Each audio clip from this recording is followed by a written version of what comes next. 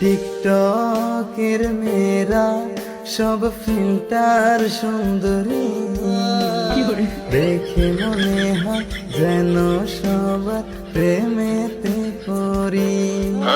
কিন্তু না না না না না, প্রেমে পড়া যাবে না। কিন্তু না না না না না, মন দেওয়া যাবে না। আসল চেহারা দেখলে তাদের পালাবি বাড়ি, আসল চেহারা দেখলে তাদের পালাবি বাড়ি।